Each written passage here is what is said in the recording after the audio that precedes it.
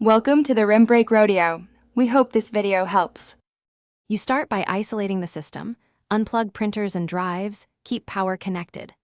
Once done, force Advanced Startup, hold Shift and click Restart, or boot from a Windows 10 USB. Make sure to choose Troubleshoot, then Advanced Options and Open Command Prompt. This gives you full control to repair boot records and run diagnostics. You need administrator access at the prompt. If asked, pick the Windows installation number and press Enter, so subsequent commands target the correct installation. From Command Prompt, repair boot by running bootrec/fixember, then bootrec/fixboot, and finally bootrec/rebuild. This restores Windows boot configuration. Once completed, run chkdskc/f/r to find and fix disk sectors and file system errors.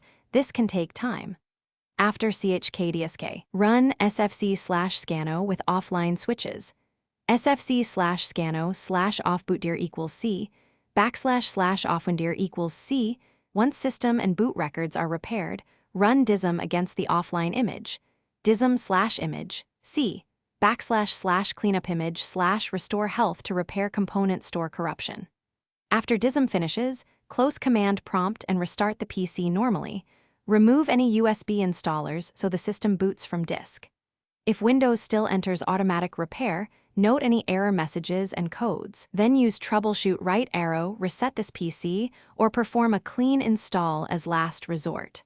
Quick tip: if commands report access denied, run Command Prompt as administrator or rebuild BCD again.